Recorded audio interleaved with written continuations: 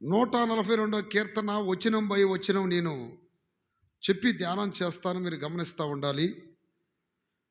142 కీర్తన ఒక గుహలో ఉన్నప్పుడు దావీదు చేసిన ప్రార్థన అని ఆ ప్రారంభంలో రాయబడింది. 142 కీర్తన 1వ వాక్యములో పై భాగంలో ఉంటుంది చూడండి. గుహలో ఉన్నప్పుడు దావీదు చేసిన ప్రార్థన దైవ ధ్యానము. ఏమని ప్రార్థన చేస్తున్నాడు? నేను ఎలుగెత్తి యెహోవాకు మొరలిడుచున్నాను, ఎలుగెత్తి యెహోవాని బతిమాలు కొనుచున్నాను. దేవుని స్తోత్రం కలుగును గాక. 2 విషయాలు చెప్తున్నాడండి. మొదటి వచనంలో నేను ఎలుగెత్తి యెహోవాకు మొరలిడుచున్నాను, అలాగే ఎలుగెత్తి యెహోవాని బతిమాలు కొనుచున్నాను అంటున్నాడు. దావీదు జీవితం మొత్తం మీరు చదివితే ఏ వ్యక్తి దగ్గర, మనిషి దగ్గర దావీదు ఏడ్చినట్టు ఏం లేదు. తన జీవిత కాలమంతా దేవుని దగ్గరనే కన్నీళ్ళు విడిచాడు, దేవుని దగ్గర మొర్రపెట్టాడు, దేవుణ్ణి బతిమాలుకున్నాడు, దేవుని దగ్గర మాత్రమే కన్నీళ్ళు విడిచాడు. దేవుని స్తోత్రం కలుగునుగాక, స్తోత్రం కలుగునుగాక. నా ప్రియ దేవుని బిడ్డలారా, దావీదు మొరపెట్టినట్టుగా మనము దేవుని దగ్గర మొరపెట్టడం నేర్చుకోవాలి. దేవుని దగ్గర ఏం చేయటం నేర్చుకోవాలి? మొరపెట్టడం. మనుషుల మీద ఆధారపడేవాడు దేవుని దగ్గర మొరపెట్టడం, ప్రార్థన చేయడం. మనుషుల మీద ఆధారపడేవాడు దేవుని వైపు చూడడు, దేవుణ్ణి బతిమాలుకోడు. కాదు, నాకు సర్వము దేవుడే, నా అండ కొండ, నాకన్నీ దేవుడే అనుకునే వ్యక్తి పూర్తిగా దేవుని మీద ఆధారపడతాడు, దేవునికి మొరలెడతాడు. వాక్యం ఏమని రాయబడింది తెలుసా? నాకు మొర్ర పెట్టుమో నీకు ఉత్తరం ఇస్తానన్నాడు. చప్పట్లు కొట్టి గట్టిగా చెప్పండి హల్లెలూయా. మొర్ర పెట్టిన వారికి దేవుడు ఏమిస్తాడు? ఉత్తరం ఇస్తాడు. మొర్ర పెట్టాలి దేవుని దగ్గర. కొంతమంది దేవుని బిడ్డలు ప్రారంభంలో మొర్రపెట్టారు, ఒకప్పుడు బాగా ప్రార్థన చేశారు. ఈ రోజున బద్ధకం ఏర్పడింది. ప్రార్థన చేస్తామంటే నిద్ర, ప్రార్థనలో గురకలు, ప్రార్థనలో మంపుగా కూర్చోవటం. కొంతమంది ఆడవాళ్ళని చూస్తుంటాం చూడండి, ఇది ఇట్టేస్తారు, ముసుగు ఇట్టేస్తారు. మగవాళ్ళకు కూడా ముసుకుంటే ఎంత బాగుండేదో. హల్లెలూయా.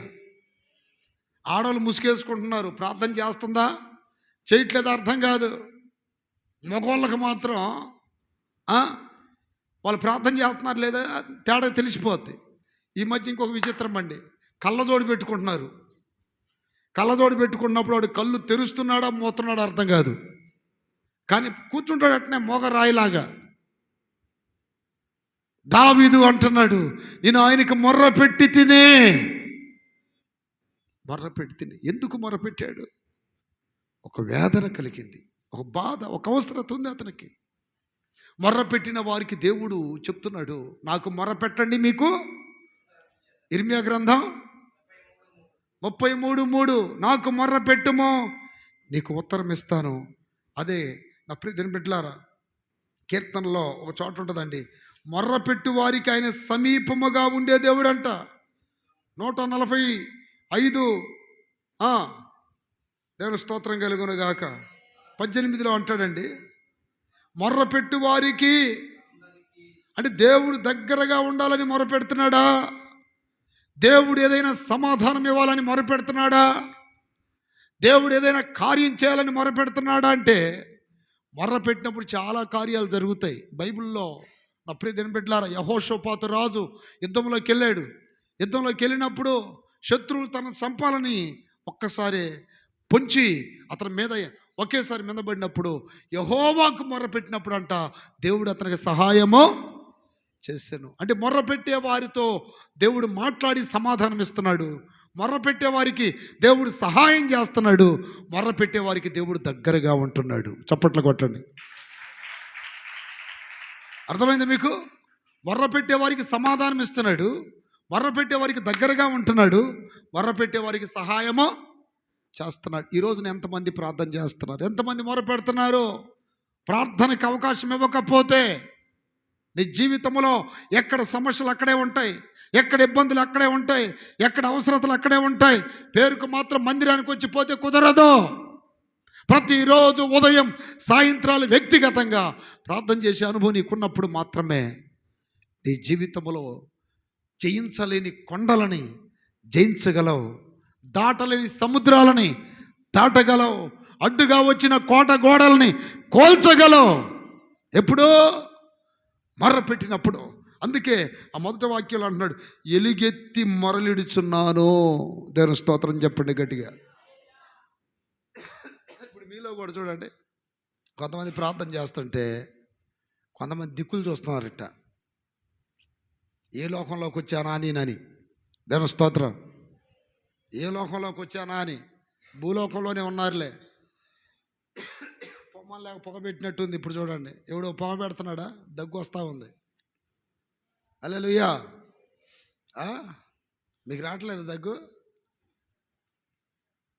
దేవుని స్తోత్రం. మొర్ర పెట్టటం. నిజంగా నా ప్రియమైన బిడ్డలారా, ఒక ఉన్నతమైన అధికారిని, ఏదైనా ఒక ఉన్నతమైనటువంటి ప్రాముఖ్యమైన వ్యక్తుల్ని కలవాలంటే అపాయింట్మెంట్ కావాలి. కానీ దేవుని దగ్గర అపాయింట్మెంట్ అవసరం లేదు. ఎవరైనా, స్త్రీలైనా, పురుషులైనా, పేదోళ్ళైనా, ధనికులైనా, గొప్పవారైనా ఎవరన్నా వెళ్ళి ఆయనతో మాట్లాడవచ్చు, ఆయనకి మొరపెట్టవచ్చు. అలాంటి గొప్ప అవకాశాన్ని ప్రతి మనిషికి దేవుడు ఇచ్చాడు భూమి మీద. దేవుని స్తోత్రం కలుగునుగాక. శారా అబ్రహాం ఆగర్ను తరిమేసినప్పుడు ఆగర్ దేవునికి మొరపెట్టిందంట. దేవుని స్తోత్రం. అయ్యా, ఇదిగో నన్ను ఒంటరిగా వదిలేశారయ్యా, నా పరిస్థితి ఇదయ్యా అని దేవునికి మొర్రపెట్టిందంట. అందుకని నా ప్రియ దేవుని బిడ్డలారా, మొర్రపెట్టే అనుభవంలో దావీదు ఉన్నాడు. రెండోది అంటున్నాడు అక్కడ, బతిమాలు కొనుచున్నాను అంటాడు. ఏం చేశాడంట రెండోది? చెప్పండి గట్టిగా. ఏం చేశాడు? బతిమాలుకోవటం అంటే ఏంటి? కొంతమంది దగ్గరికి వెళ్ళి, అయ్యా నీకు దండం పెడతా, ఒక 5,000 అయ్యా, ఒక 50,000 అయ్యా, అయ్యా నా పరిస్థితి ఇదయ్యా, అయ్యా ఈ సమయంలో నువ్వు తప్ప ఇంకెవరు ఆదుకోలేరయ్యా అని ఎట్ట బతిమాలుకుంటారో దేవుణ్ణి కూడా మనం ఏం చేయాలి? బతిమాలుకోవాలి. బతిమాలుకున్న వ్యక్తులు ఉన్నారు బైబిల్లో కొంతమంది. యాకోబు బతిమాలుకున్నాడు. హోషేయ గ్రంథం 12వ అధ్యాయం 3వ వాక్యం చదువుతారు ఒకసారి. బతిమాలుకుంటున్నారు, తండ్రి నా సొంత ఆలోచనతో నా అన్న జ్యేష్ఠ భాగాన్ని స్వాధీనపరుచుకున్నాను, ప్రయోజనం లేదు. తల్లి ఆలోచన ప్రకారం నా అన్నకు వచ్చే దీవెనలో స్వాధీనపరుచుకున్నాను, ప్రయోజనము లేదు. ఇదిగో ఈ రోజున మరణ భయముతో నా అన్న చంపేస్తాడేమోనని నేను చాలా చాలా చాలా వేదనతో ఉన్నానయ్యా. నా స్థితి మార్చు, నా గుణం మార్చు, నా బుద్ధి మార్చు, నా ఆలోచనలు మార్చు, నా ప్రవర్తన మార్చని రాత్రంతా దేవుని దగ్గర కూర్చొని దేవుని దగ్గర ప్రార్థన చేయటమే కాకుండా బతిమాలుకుంటున్నాడంట. చదవండి ఆ వాక్యాన్ని. తల్లి గర్భమందు యాకోబు తన సహోదరుని మడిమను పట్టుకొనేను, మగసిరి గలవాడై దేవునితో పోరాడెను. చూడండి, అతడు కన్నీళ్ళు విడిచి దేవుణ్ణి బతిమాలుకున్నాడంట. ఆమె కన్నీళ్ళు విడిచి బతిమాలుకున్నాడంట. ఈ రాత్రి నువ్వు దేవుని దగ్గరికి వచ్చావు, దేవుని దగ్గర నిలబడ్డావు, దేవుని దగ్గర కూర్చున్నావు, దేవుని దగ్గర ఉన్నావు. ఈ రాత్రి నువ్వేం చేయాలి? యాకోబు వలె బతిమాలుకోవాలి, దావీదు వలె బతిమాలుకోవాలి. కన్నీళ్ళు విడిచి బతిమాలుకుంటున్నాడంట. నా స్థితి మార్చయ్యా, నా స్థితి మార్చు, నా శాపగ్రస్తమైన స్థితి ఆశీర్వాదకరంగా మార్చు. ఈరోజు నువ్వు ప్రార్థన చేయాలి, బతిమాలుకోవాలి. అయ్యా నా చీకటి బ్రతుకుని వెలుగుగా మార్చు, రోగాలతో వ్యాధులతో ఉన్న నా జీవితాన్ని ఆరోగ్యంగా మార్చు, అప్పులతో తిప్పలతో ఉన్న నా జీవితాన్ని సమృద్ధిగా మార్చు, ఒంటరిగా ఉన్న నా జీవితాన్ని అయ్యా ఒక జంటగా మార్చు. ఇదిగో ఇట్లా ఉన్నా అట్లా ఉన్నాను, ప్రతి దారి నిమిత్తం దేవుని దగ్గర నువ్వు విన్నవించి బతిమాలుకోవాలి. దేవుని స్తోత్రం కలుగునుగాక. యాకోబు ఎట్ట బతిమాలుకున్నాడు? కన్నీళ్ళు విడిచి. అయితే దేవుడు ఆ కన్నీళ్ళు విడిచి బతిమాలుకుంటే కార్యం చేశాడా? తెల్లారేసరికల కార్యం జరిగిపోయింది. దేవుని స్తోత్రం, స్తోత్రం, స్తోత్రం. నిజంగా చూడండి, చాలాసార్లు ఎన్నోసార్లు చేశాం పాస్టర్ గారు, కానీ దేవుడు ఏంటంటే మాకు కార్యాలు చేయట్లేదు, దేవుడు ఏంటంటే మమ్మల్ని జ్ఞాపకం చేసుకోవట్లేదు, దేవుడు ఏంటంటే మమ్మల్ని పట్టించుకోడా అనుకుంటారు. కానీ సూటిగా చేయాలి ప్రార్థనలో, దేవుని దగ్గరికి వెళ్ళేటట్టు చేయాలి. దేవునికి నచ్చినట్టు చేయాలి, దేవునికి అంగీకారంగా ఉన్నట్లు ప్రార్థనలు చేయాలి. వ్యర్థమైన ప్రార్థనలు ఎన్ని చేసినా అవి దేవుని దగ్గరికి వెళ్ళవో. దాని స్తోత్రం కలుగునగాక. కొన్ని ఆఫీసులు ఉంటాయి, మనం అప్లికేషన్లు పెడతాం, పోగానే అక్కడ ఎవరొకరు ఒక క్లర్కో ప్యూనో లేకపోతే ఎవడొకడు ఉంటాడు అక్కడ, వాడు తీసుకుంటాడు ఇటీ సార్కి ఇస్తానని. అది ఆయన దగ్గరికి వెళ్తే అర్థమైందా, పని అయింది. ఇది మధ్యలో వాడు చూసి పక్కన పడైతే పని అవ్వదు. అలాగే కొన్ని ప్రార్థనలో దేవుని దగ్గరికి వెళ్ళకుండా మధ్యలో ఆగిపోతాయి. అయితే యాకోబు చేసిన ప్రార్థన తిన్నగా ఎక్కడికి వెళ్ళింది? దేవుని దగ్గరికి వెళ్ళిపోయింది. హల్లెలూయా. బతిమాలుకున్నాడంట. చాలామంది దేవుని బిడ్డలు అంటారు, అన్నయ్య మా కోసం బాగా ప్రార్థన చేయి అన్నయ్య. నేను అంటున్నా, మేము కాదు బాగా చేసేది, నువ్వు చేయి. ముందు నువ్వు బాగా చేసుకో, బాగా బతిమాలుకో, బాగా కన్నీళ్ళు విడు. మా వెనకాల మా పాస్టర్ గారు ప్రార్థన చేస్తాడు, నా భార్య చేసిద్ది, లేకపోతే నా భర్త చేస్తాడు, నా పిల్లలు చేస్తారు, ఇంకెవడో చేస్తాడని పూర్తిగా మనుషుల మీద ఆధారపడి మనుషులకు అప్పగించేసి నీవు ఆత్మీయతలో భారం లేకుండా, ప్రార్థనలో ఆసక్తి లేకుండా, బతిమాలుకోకుండా ఉంటే కార్యాలు చేయడు. ఇప్పుడు నీకు ఆకలి అయితే నువ్వు తింటే ఆకలి తీరిద్దా? పక్కన వాళ్ళు తింటే ఆకలి తీరిద్దా? అలాగే దేవునితో కనెక్షన్, దేవునికి మొర పెట్టడం, దేవుని బతిమాలుకోవటం నువ్వు చేయాలి, పక్కన వాళ్ళు కాదు. ఇక్కడ యాకోబు ప్రార్థన చేస్తున్నాడు. ఎందుకని? సమస్య యాకోబుది కాబట్టి బతిమాలుకుంటున్నాడంట. దేవుని స్తోత్రం కలుగునగాక. ఈ రాత్రి నా ప్రీతిని బిడ్డలారా, నిద్రపోయే సమయం కాదు ఇది, అటు ఇటు దిక్కులు చూసే సమయం కాదు. ఎన్నో అవసరతలతో వచ్చారు, ఎన్నో సమస్యలతో వచ్చారు, ఎన్నో రోగాలతో వచ్చారు, ఎన్నో కోరికలతో వచ్చారు. ఇక్కడికి మీరు మౌనంగా ఉండొచ్చా? మౌనంగా ఉండకూడదు.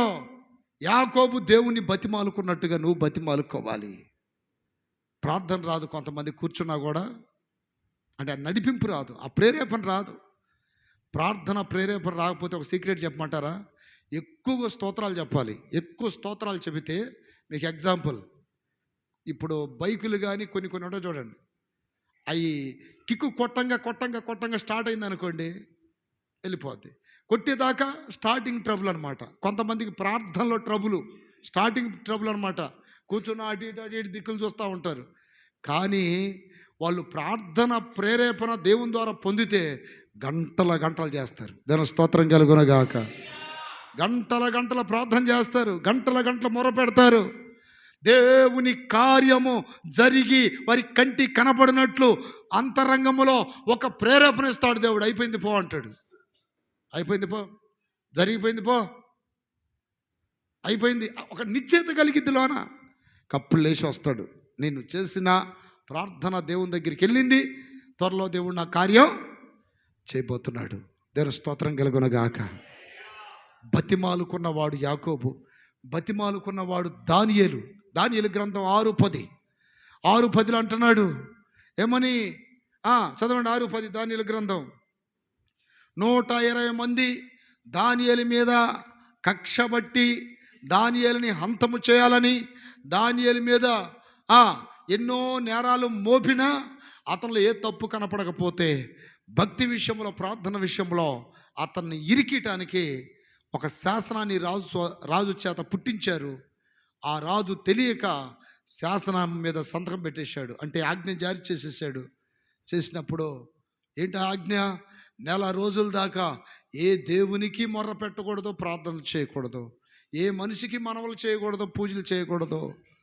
ఒకవేళ ఈ ఆజ్ఞను ధిక్కరించి ఎవరైనా మానవులకు కానీ దేవునికి కానీ ప్రార్థన చేసినా, ఏదైనా మనవలు చేసినా, అలాంటి వాడిని తీసుకెళ్ళి సింహాల బోనులో వేయించాలి అనే ఒక ఆజ్ఞను జారీ చేస్తే, నా ప్రియమైన బిడ్డలారా, ఆజ్ఞను జారీ చేసేటప్పుడు దానియేలు పక్కనే ఉంటాడుగా.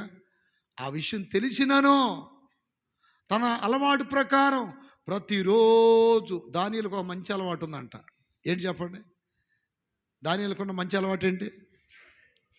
దినానికి గట్టిగా చెప్పట్లో చూడండి, ఎన్నిసార్లు? గట్టిగా చెప్పండి అమ్మా. దినానికి ఎన్నిసార్లు ప్రార్థన చేస్తాడు? 3 ప్రార్థన చేస్తాడంట. మీలో కొంతమందిని దినానికి ఎన్నిసార్లు తింటారంటే 3 సార్లు అంటారు. కానీ దానియేలు దినానికి ముమ్మారు ప్రార్థన క్రమం తప్పకుండా చేసేవాడంట. ఉదయం, మధ్యాహ్నం, సాయంత్రం. దేవుని స్తోత్రం కలుగును గాక. ప్రతిరోజు చేసేవాడు. కానీ ఇప్పుడు చేయటానికి పెద్ద శోధన వచ్చి పడింది. ఏం చేయాలి? నిజంగా ఇలాంటి శోధనలు వస్తే ఇప్పుడు ఎవరైనా మీ ఏరియాలో ఒక నెల రోజుల దాకా ప్రార్థన చెయ్యొద్దు అని ఏదైనా సమస్య రేపి మిమ్మల్ని అడ్డుకోవడానికి ప్రయత్నించారనుకో, ప్రార్థన చేస్తారా? ప్రార్థన మానుకుంటారా? చెప్పండి, చేస్తారా? అబ్బో, దేవుని స్తోత్రం కలుగునుగాక. కరోనా సమయంలో ఎన్ని మందిరాలు మూతపడ్డాయో, ఎంతమంది అబ్బా ఏమి ఇచ్చేవయ్యా అవకాశం, రోజు నా భార్య పోడు తట్టుకోలేకపోతున్నా, ప్రార్థన చెయ్యి చెయ్యి చెయ్యి అని పోడు చేసిద్ది. నా భర్త చెయ్యి చెయ్యి చెయ్యి చేయని నన్ను పోడు చేస్తాడు. ఇప్పుడైతే కరోనా వల్ల అసలు ప్రార్థనే చేయకుండా మంచి అవకాశం ఇచ్చామని ఎంతమంది సంతోషపడి ఉంటారు. అప్పుడు ఇదేం బిడ్డలారా, ప్రార్థన ఒక ఊపిరి, ప్రార్థన కాపరి, ప్రార్థన ఒక నడిపింపు, ప్రార్థన మనకు తోడు, ప్రార్థన ఒక శక్తి. ఒక శక్తి అది. ప్రార్థన అంటే అదొక శక్తి. ఆ శక్తిని కోల్పోతే ఈ లోకంలో ఎన్ని శక్తులు ఉన్న ప్రయోజనం లేదు. దానియేలుకు తెలుసు, అయ్యో ఈ శోధన నాకు వచ్చింది, ఈ శోధనలో నేను తప్పిపోకూడదు, ఈ శోధనలో నేను గట్టిగా నిలబడాలి, ప్రాణాలు ఉన్నా పోయినా పర్వాలేదు, కానీ ఈ శోధనని తట్టుకోవాలని బతిమాలాడిన వాక్యం చెప్తుంది. చదవండి అక్కడ.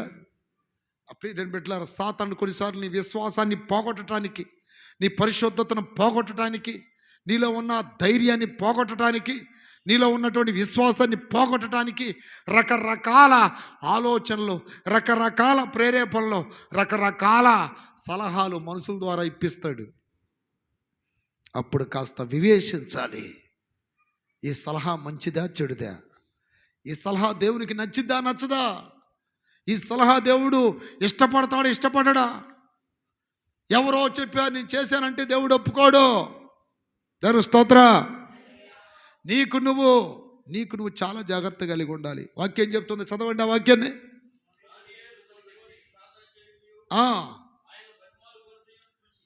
చూడండి, ప్రార్థన చేయుటయు బతిమాలు కొనుటయు. ఆమె ఇక్కడ మీకు ఒక మర్మం చెప్తానండి. దానియేలు ప్రార్థన చేశాడు, బతిమాలుకున్నాడు కదా. బతిమాలుకున్న తర్వాతే సింహాల బోనుకి వెళ్ళాడంట. ప్రార్థన చేయకుండా బతిమాలుకోకుండా సింహాల బోనుకు కానీ ఒకవేళ వెళితే దానియేలు తిరిగి వచ్చేవాడు కాదు. శోధన వస్తున్నప్పుడు, సమస్యలు వస్తున్నప్పుడు, శోధన ఎందుకు వస్తుంది, సమస్య ఎందుకు వస్తుందని దిగులు పడకూడదు. ప్రార్థన చేస్తూ ప్రార్థనతోనే ఆ శోధన కాలంలో నీ యాత్ర ముందు కొనసాగాలి. ప్రార్థన నీకు విడుదలనిస్తుంది. ప్రార్థన నీకు ఒక జయమిస్తుంది. ప్రార్థన చేశాడు, బతిమాలుకున్నాడు, సింహాల బోనుకి వెళ్ళాడు. ఎలా వెళ్ళాడో అలాగే తిరిగి వచ్చాడు. చప్పట్లు కొట్టాడు గట్టిగా. సింహాలు ఏమైనా చేయగలిగాయా? ప్రార్థనా వీరునికి రోగాలు వచ్చినా ఎలా వస్తాయో అలాగే పోతాయి. ప్రార్థనా వీరునికి శోధనలు వచ్చినా ఎలా వస్తాయో అలాగే పోతాయి. ప్రార్థనా వీరునికి ఎన్ని ఇబ్బందులు కలిగినా ఎలా వస్తాయో అలాగే. అయితే మానుకోకూడదు ఏంటి? ప్రార్థన, దేవుని బతిమాలుకోవటం మానుకోకూడదు. జైల్లో వేసిన మధ్యరాత్రి లేచి ప్రార్థన చేశారంట. అది ఒక అలవాటు వాళ్ళకి. ఒకవేళ ప్రార్థన మానుకొని ఉంటే జైలు నుండి బయటకు వచ్చేవాళ్ళు కాదు. దానియేలు దేవుని బతిమాలుకోవటం మానుకొని ఉంటే సింహాల బోల నుండి బయటకు వచ్చేవాడు కాదు. సమస్యలలో చాలామంది ప్రార్థన మానుకుంటారు, సన్నిధికి మానుకుంటారు, సరిగా దేవుని వైపు చూడరు, సమస్యల వైపు చూస్తుంటారు. గట్టిగా చెప్పండి హల్లెలూయా. సమస్యల వైపు చూస్తుంటాడు, శోధనల వైపు చూస్తుంటారు. ఇశ్రాయేలీలంట శత్రువుల వైపు చూశారంట. అంటే వారి కళ్ళు శత్రువులు చూస్తున్నాయి, మోషే కళ్ళు దేవుణ్ణి చూస్తున్నాయి. ఆమేన్. ఇశ్రాయేలు కళ్ళు సమస్యలను చూస్తున్నాయి, కానీ మోషే కళ్ళు దేవుణ్ణి చూస్తున్నాయి. ఈ రోజున ఇశ్రాయేలు కళ్ళు లాగా ఉండకూడదు మీ కళ్ళు. నీ సమస్య ఎంత గొప్పదైనా పర్వాలేదు, నీ శోధన ఎంత గొప్పదైనా పర్వాలేదు, దాని వైపు చూస్తే మిక్కిలి భయపడతావు, భయం ఆవరించేసింది, పిరికివాడవు, పిరికిదానం అయిపోతావు. ఇదెంత అనాలి దాని దావీదులాగా. శోధన ఎంత, సమస్య ఎంత, దీనివైపు నేను చూడను, నన్ను కరుణించే యేసు వైపు చూస్తాను. చప్పట్లో కొట్టండి గట్టిగా. నన్ను స్వస్థపరిచే దేవుని వైపు చూస్తాను, నన్ను బాగు చేసే దేవుని వైపు చూస్తాను. మనుషుల వైపు చూడను, సమస్య వైపు చూడను. దేవుని స్తోత్రం కలుగును గాక. ఇశ్రాయేలీలు శత్రువుల వైపు చూశారంట, మోషే దేవుని వైపు చూశాడు. నిర్గమకాండం 14వ అధ్యాయం 13వ వాక్యం చూడండి. మైక్లో చదువు.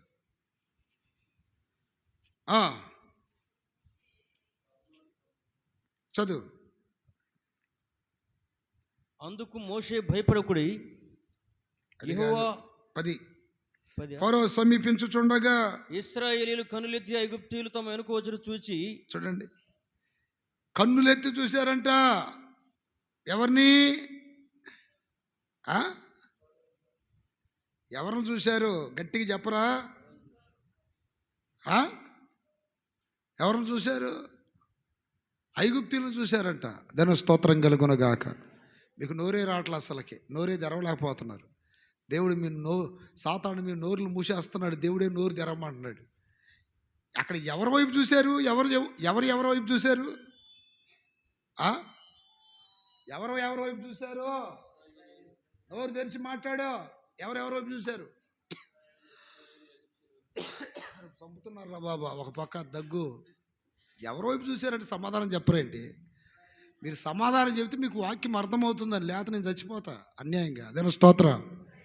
ఆడ వాక్యములో గమనించండి, ఎవరి వైపు చూశారు. మళ్ళీ మౌనంగా ఉంటారు చూడండి. మిమ్మల్ని అందరూ సేవకులు ఎన్ని కూడా పెద్ద తప్పు అనిపిస్తుంది ఒకసారి. నాకు సమాధానం చెప్పలేకపోతున్నారు మీరు. ఏం మనుషులు? హల్లెలూయా. ఈ మనిషి ఉన్నాడంటే విగ్రహమే. దాని స్తోత్రం. అడిగినప్పుడు సమాధానం చెప్పండి. ఎవరెవరిని చూస్తున్నారు ఆడ? అంటే మీకు వాక్యం అర్థం కావట్లేదా? ఆడ చెప్పాలిగా సమాధానం. విశ్వాసుల కంటే దండగలాగా ఉన్నారు మీరు. చదువు అక్కడ వాక్యాన్ని. ఫరో సమీపించుచుండగా అల్లని రసేసి కూర్చున్నారు. ఎట్లుండాలి? షాకులాగా తయారవ్వాలి. చదువు. ఫరో సమీపించుచుండగా ఇశ్రాయేలీయులు కన్నులెత్తి ఐగుప్తీయులు తమ వెనుక వచ్చుట చూచి. ఏమైంది? ఇందాకేమైంది ఆ మాట? ఇందాకేమైంది? మీరు ఇక్కడే ఇట్లా ఉన్నారు, ఇక బ్రాంచీలలో ఎడ చేస్తున్నారు? భయం వేస్తుంది నాకు. షాకులాగా తయారవ్వాలి సేవకులు అంటే. అడిగిన గంట సేపు కూడా సమాధానం చెప్పట్లా. మిమ్మల్ని నెలకు 4 సార్లు ఇక్కడ పంపించి ఇక్కడ దోమాలి మిమ్మల్ని, అప్పుడు లైన్ అవుతారనిపిస్తుంది. దాని స్తోత్రం కలుగునగాక. హల్లెలూయా. అక్కడ అంత చక్కగా వాక్యంలో ఉంటే టక్కన అందుకోవటం నేర్చుకోవట్లేదు మీరు. దాని స్తోత్రం. లేకపోతే చెప్పపోతే ఏమైందిలే అన్నట్టుకున్నారా? హల్లెలూయా చెప్పండి గట్టిగా. అక్కడ ఇశ్రాయేలీలు ఎవరి వైపు చూశారు? గట్టిగా చెప్పు. గట్టిగా చెప్పాలా? ఎవరి వైపు చూశారు? ఐగుప్తు అంటే ఏంటి? లోకం వైపు. కానీ మోషే ఎవరి వైపు చూశాడు? దేవుని స్తోత్రం కలుగును గాక. హల్లెలూయా. మోషే దేవుని వైపు చూస్తే ఇశ్రాయేలీలు ఐగుప్తీయుల వైపు చూశారు. ఈరోజు నా ప్రియమైన బిడ్డలారా, మీకు శోధనలు వస్తున్నప్పుడు లోకస్తులే మీకు కనపడతారు. మాకంటే అదిగా లోకస్తులే బాగున్నారే, ఆ పూజలు చేసేవాళ్ళు బాగున్నారే, ఆ పాపం చేసేవాళ్ళు బాగున్నారే, ఆ వ్యభిచారులు బాగున్నారే, ఆ సినిమాలకు వెళ్ళే వాళ్ళు బాగున్నారు అనిపిస్తుంది మీకు. అంటే పూర్తిగా మీకు దేవుని వైపు చూసే కన్నులు లేవు. దేవుడి వైపు చూసేవాడికి లోకం కనబడదు. దేవుని వైపు చూస్తున్నా ఇక్కడ మోషే వాళ్ళని ధైర్యపరుస్తున్నాడు. నేడు మీకు కనిపిస్తున్న ఈ ఐగుప్తుల్ని ఇక మీరు ఎన్నడూ చూడరో, ఎన్నడూ చూడరో, ఎప్పుడు మీకు కనపడరో. ఈరోజు నా ప్రియమైన బిడ్డలారా, లోకస్తులను చూపిస్తాడు సాతానుడు. అదిగో వాళ్ళు బాగున్నారు చూడు, వీళ్ళు బాగున్నారు చూడు, వాళ్ళు బాగున్నారు చూడు, నీదొక జీవితమేనా, నీదొక బ్రతికేనా, నీదొక కుటుంబమేనా? దేవుని స్తోత్రం. దేవుళ్ళలోకి రాకముందు 100 సమస్యలు వచ్చినా సాతానుడు ఎవరిని చూపిడు. దేవుళ్ళలోకి వచ్చిన తర్వాత నీకంటే అది వాళ్ళు బెటర్ అని చూపిస్తాడు. ఇలాంటి సమయంలో కాస్త వివేచించకపోతే సాతానుడు మరలా మనల్ని ఎక్కడ తీసుకెళ్ళాలని చూస్తాడు?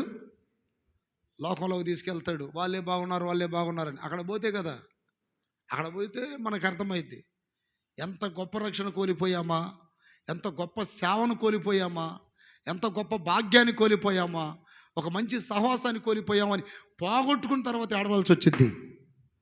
దేవుని స్తోత్రం.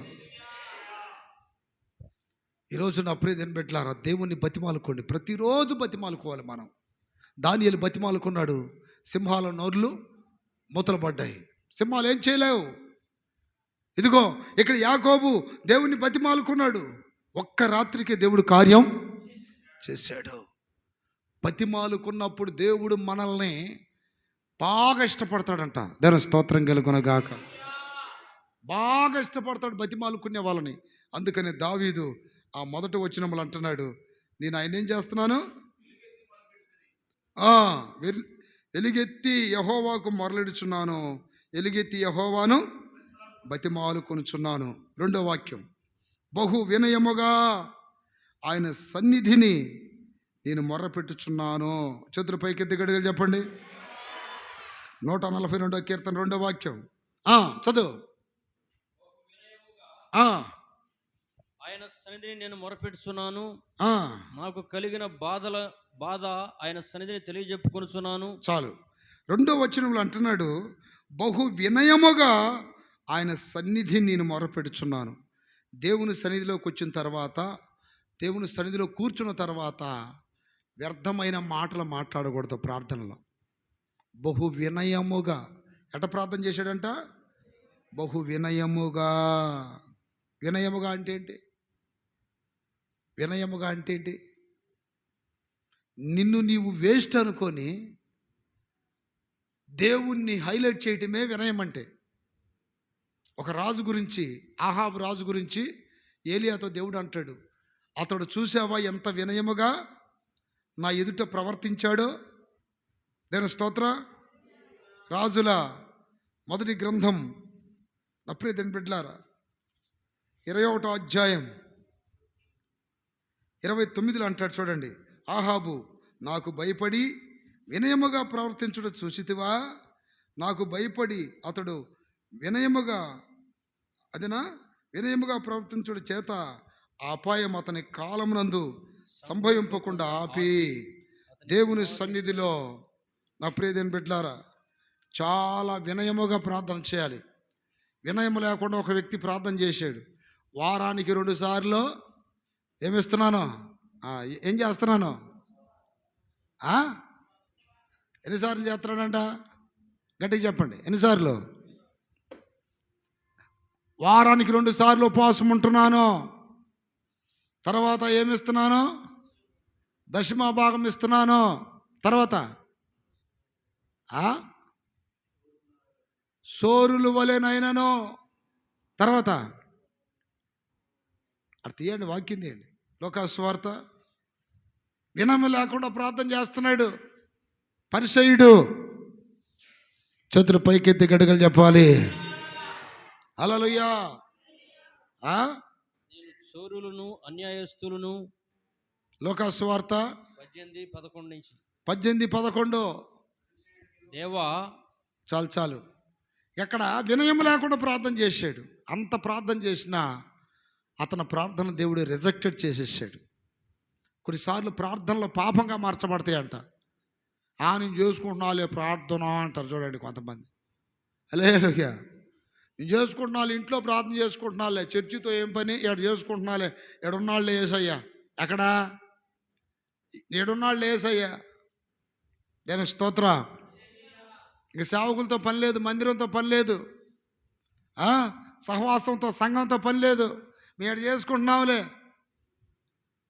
అది గుడ్డి భక్తి, అది వినయమైనటువంటి విధానం కాదు.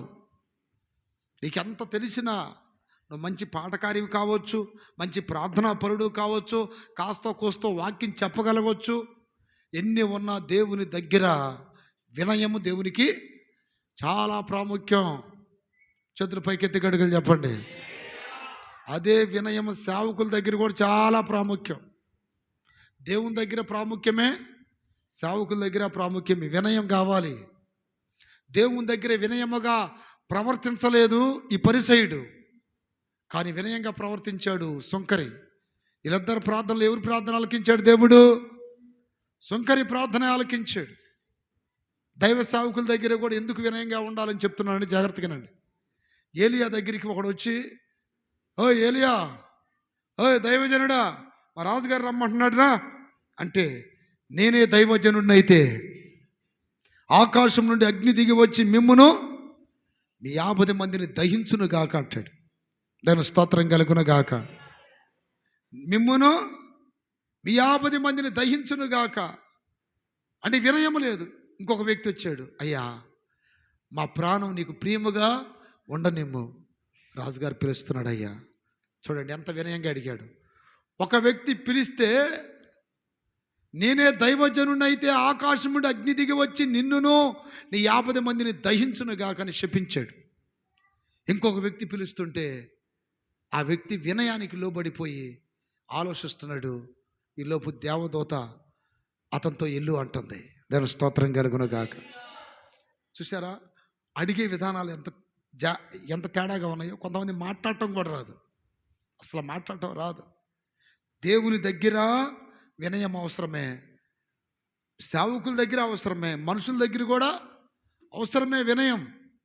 వినయముగా ప్రవర్తించటం నా ప్రియమైన బిడ్డలారా చాలా ప్రాముఖ్యం. వినయం కావాలి దేవుని బిడ్డలకి. గర్వం ఉంటుంది చాలామందికి. ఏందంటో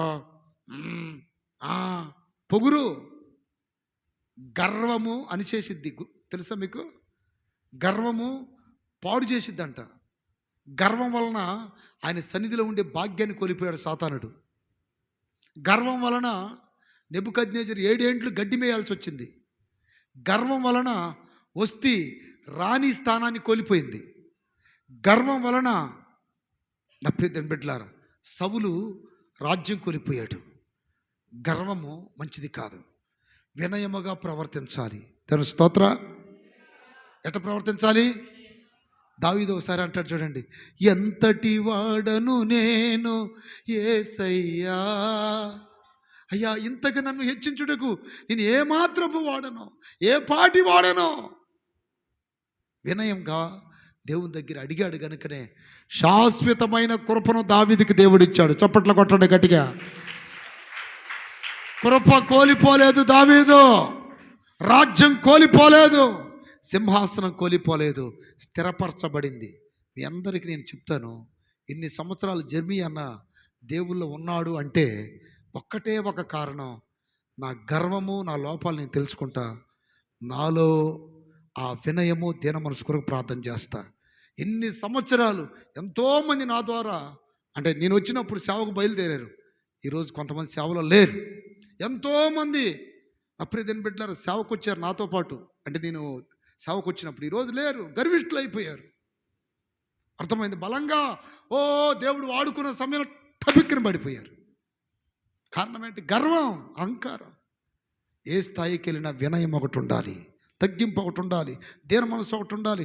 దేవునికి నీ అందం అవసరం లేదు, నీ ధనం అవసరం లేదు, నీ తలాంతులు అవసరం లేదు, నీ జ్ఞానం అవసరం లేదు, కానీ నీ దీన మనసు అవసరం, నీ వినయము అవసరం దేవునికి. దేవుని స్తోత్రం కలుగునగాక. పైకి వెళ్ళి టపాను పడిపోయారు చాలామంది, పాతాళానికి వెళ్ళిపోయారు కొంతమంది, అసలు దేవుళ్ళో కూడా లేరు చాలామంది. ఇదే ఏరియాలో ఒక సేవకుడు నాకు తెలుసు. స్టార్టింగ్లో అప్రేజన్ పెట్టారు, ఈ మేడికొండూరు అనే ప్రాంతంలో ఉండేవాడు అతను. నా దగ్గరికి వచ్చి, అయ్యా మన ఏరియాలో కూటమి పెడదామయ్యా అంటే, సరే తెలిసినోడని వెళ్ళి పెట్టాం. పెట్టిన తర్వాత నా ప్రియతని బిడ్డలారా అతనికి స్టార్టింగ్లోనే ఏం చేశాడంటే ఒక పేపర్ ఒకటి తీసుకొని ఒక లోగో గీసుకొని నేను ఒక మినిస్ట్రీ పెడుతున్నా అన్నాడు. కనీసం అసలు వాక్యము చెప్పడమే రాదు అతనికి, ప్రార్థన చేయటం రాదు. అంటే అన్ని గర్వపు ఆలోచనలు, గర్వపు తలంపులు. ఒక దిన నా మీటింగ్ పెడుతున్నప్పుడు వర్షం స్టార్ట్ అయింది. పోన్లే మనం అందరం దేవుని పని చేస్తున్నాం కదా,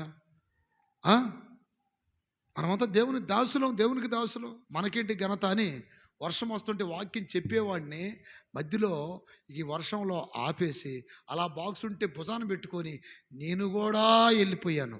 భుజాన పెట్టుకొని ఒక విశ్వాసలాగా. ఇతను మాత్రం బ్రహ్మాండంగా బైక్ మీద వస్తా తీసుకొని రా అంటున్నాడు. దాని స్తోత్రం. ఎంత గర్వమో చూడండి. ఆ తర్వాత అది బాక్స్ అక్కడ పెట్టి చెప్పాను, నువ్వు నాకంటే ఎంత జూనియర్వి, నేను ఎప్పుడు వచ్చే సేవకు నువ్వు ఎప్పుడు వచ్చావు, నేను ఇక్కడ స్పీకర్ని వాక్యం చెప్పడానికి వచ్చా, వర్షం వస్తుందని తగ్గించుకొని బాక్స్ తడిచిపోద్దేమోనని నీకు హెల్ప్ చేయడానికి నేను కూడా భుజాన్ని పెట్టుకున్నా. ఆమేన్. నువ్వు నా ముందు బైక్ వేసుకొని పోతూ ఇక్కడ పెట్టని అడుగుతావా? అది ఎంత గర్వమో తెలుసా? ఈలోపు నా పక్కన ఇంకో పాస్టర్ గారు వచ్చాడు. అతడు ఆ వ్యక్తికి అనుకూలంగా మాట్లాడాడు. స్తోత్రం. ఈ మధ్య నేను అడిగాను ఆ పాస్టర్ గారు ఏం చేస్తున్నాడని. మీరు మీటింగ్ పెట్టిన 5-6 నెలలకే అక్కడ నుండి పారిపోయాడు. తరిమారంట. ఏం చేశారు? తరిమేశారంట. దేవుని స్తోత్రం కలుగునుగాక. అదొక కేసులేండి, చెప్పకూడదు. ఆ తర్వాత ఒకరోజు నా దగ్గరికి వచ్చాడు. ఎక్కడ మీరు సేవ అన్న? సేవ లేదయ్యా, ఇంక అప్పుడే అయిపోయింది అయ్యా అన్నాడు. ఏందనంటే అసలు రాష్ట్రం చెప్పాలి, వాళ్ళు చెప్పారు. అక్కడ గర్వము నాశనం చేసిద్ది. అతను చాలా పెద్ద ఆలోచనలు. నేను చెప్పాను, నీకు బైకులు ఈ కాదు కావాల్సింది, 2 పట్ల, ఒక డ్రమ్ము, ఒక సైకిల్, లేకపోతే ఒక రిక్షా, వీధులు తిరిగి రోజుకు ఒక ప్రాంత కూడం పెట్టుకో. ఇది సేవ. రాగానే మినిస్ట్రీ అని, అదని ఇదని. ఏంటి గర్వపు ఆలోచనలో? ఇవి నిన్ను ఎక్కువ రోజులు సేవలో ఉంచలేవో, నిలబెట్టవో. తగ్గింపు నేర్చుకో. ఇక ఇది మొదలుకో, నీ దగ్గరికి నేను ఎప్పటికీ రాను అని చెప్పాను. అతను నన్ను కాకాని ఇంకా పెద్ద ఏరే ప్రాంతాల్లో కూడా కోటలు పెట్టించాడు నా చేత. కానీ అతనిలో ఉన్న గర్వాన్ని బట్టి నేను దూరం అయిపోయాను. ఈరోజు అంటే ఎందుకు చెప్తున్నానంటే, తగ్గింపు, వినయం అనేది చాలా ప్రాముఖ్యం దేవుని దగ్గర. ఏ స్థాయికి వెళ్ళినా చేతుల పైకి ఎత్తి గడ్డగలు చెప్పండి. దేవుడు ఇవ్వకుండా పరీక్షిస్తాడు, ఇచ్చి పరీక్షిస్తాడు. చెప్పండి. ఇవ్వకుండా పరీక్షిస్తాడు, ఇచ్చి కూడా పరీక్షిస్తాడు. ఇచ్చి పరీక్షిస్తాడు. తగ్గింపు ఉందా? దీన మనసు ఉందా? విధేయత ఉందా? లోబడే మనసు ఉందా? ఎస్తేరు తన బాబాయి పోషించిన కాలంలో ఎట్లా లోబడిందో, రాణి అయిన తర్వాత కూడా అట్నే లోబడిందంట. ఏ మనసు ఉంది? దీన మనసు. దీని స్తోత్ర. పోషణ కాలంలో లోబడినట్టే రాణి అయిన తర్వాత కూడా లోబడింది. కానీ వస్తే రాణి అయిన తర్వాత భర్త పిలిస్తే రాలేదంట. వినయం ఉందా? గర్వం ఉందా? ఈ రోజున ఈ గర్వం రాకూడదు. ఈ గర్వపు ముళ్ళు యేసునామములో ఇరిగిపోవును గాక. ఈ గర్వము నీ హృదయంలో తొలగిపోవాలి. కీర్తనకారుడు అంటున్నాడు అక్కడ, బహు వినయముగా నీ సన్నిధిని నేను మొర్ర పెట్టుచున్నాను. దేవుని స్తోత్రం కలుగును గాక. దావీదు దగ్గరికి దేవుడు వచ్చి అంటున్నాడు, దావీదు నువ్వు గుర్రెలు కాసుకునేవాడి కదరా? అవునయ్యా. కొండల్లో గొట్టలో తిరిగావు కదరా ఒకప్పుడు? అవునయ్యా. నీకు అసలు పేరే లేదు కదరా? అవునయ్యా. లోకములో గనులైన వారికి ఉండే పేరు పెట్టా కదరా? అవునయ్యా. దేవుని స్తోత్రం. గొర్రెలు కాసుకుని అంటే స్థితిని గుర్తు చేస్తున్నాడు దేవుడు. సమూయేలు 2వ గ్రంథం తీయండి. దేవుని స్తోత్రం కలుగును గాక. నా ప్రియమైన బిడ్డలారా, 7వ అధ్యాయము 8వ వాక్యం.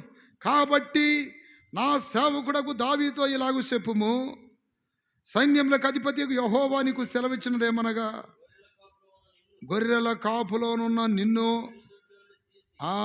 చూడండి, అసలు ఆ మాట అక్కడ వాడాల్సిన అవసరం ఏంటండి? పరువు తీసినట్టు కదా.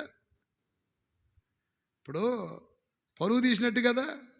కానీ డైరెక్ట్గా దేవుడు దావీదుతో మాట్లాడాడు. అక్కడ మధ్యలో పాస్టర్ గారిని పెట్టాడు అడ్డం.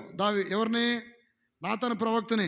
అమ్మో, నేను గొర్రెలు కాసేవాడిని డైరెక్ట్ దేవుడు ఒక దైవజనుడికి చెప్తున్నాడే అని నాకు ఇలువ పోద్దే, నాకు ఇజ్జెత్తు పోద్దే అనుకోలా. ఆ దైవజనుడు వచ్చి అంటున్నాడు ఏమని? గొర్రెల నిన్ను ఎక్కడి నుండే? పెంటలో నుండి. ఎక్కడుండే? వాసనలో నుండి తీసి నిన్ను ఈ రోజున ఈ స్థాయిలో ఉంచాను. చదువు అక్కడ. నా ప్రజల మీద నిన్ను నీకు తోడుగా ఉండి నీ శత్రువులందరినీ ఎదుట నిలవకుండా నిర్మూలము చేసి లోకములో గనులైన వారికి కలుగు పేరు. చేతుల పైకెత్తి గడిగలు చెప్పండి. ఏ స్థాయికి వెళ్ళినా గుర్తుపెట్టుకోండి, వినయం కావాలి, దీన మనసు కావాలి, తగ్గింపు కావాలి. బాప్తిస్మిచ్చి యోహాను ఎంత గొప్పవాడు. ఆయన హెచ్చవలసి ఉన్నది, నేను తగ్గవలసి ఉన్నది. బహు వినయముగా ఆయన సన్నిధిలో నేను మొర్రపెట్టుచున్నాను అంటున్నాడు. దాని స్తోత్రం కలుగునగాక. నేను బూడిదనయ్యా, నేను దుమ్మునయ్యా, చచ్చిన కుక్కనయ్యా, మిన్నలనయ్యా, పురుగునయ్యా, ఎండిన ఆకునయ్యా, పాపుల్లో ప్రథముడనయ్యా. వినయము కావాలి దేవుని ఎదుట, తగ్గింపు కావాలి. ఇప్పుడు దావీదు దేవుని దగ్గర వినయముగా ఉన్నాడంట. అక్కడ అంటున్నాడు, నాకు కలిగిన బాధ ఆయన సన్నిధిని తెలియజెప్పుకొనుచున్నాను అంటున్నాడు. రెండవది, దేవుని స్తోత్రం కలుగునగాక. నాకు కలిగిన బాధ ఆయన సన్నిధిని తెలియజెప్పుకొనుచున్నాను. ఈ రోజున ఎంతమంది బాధలు ఉన్నాయి? ఏం బాధలు ఉన్నాయి మీకు? అప్పుల బాధ, రోగాల బాధ. ఏ బాధతో వచ్చావు ఇక్కడికి? దావీదు అంటున్నాడు, నాకు కలిగిన బాధ ఆయన సన్నిధికి ఆయన సన్నిధిని తెలియజెప్పుకొనుచున్నాను. నా బాధ పాస్టర్ గారికి చెప్పానండి. నా బాధ ఎవరికి చెప్పాను? పాస్టర్ గారికి చెప్తే లాభం ఏముంది? పాస్టర్ గారికి చెప్తే లాభం ఏముంది? ఎవరికి చెప్పాలి నీ బాధ? దేవునికి చెప్పాలి. హల్లెలూయా.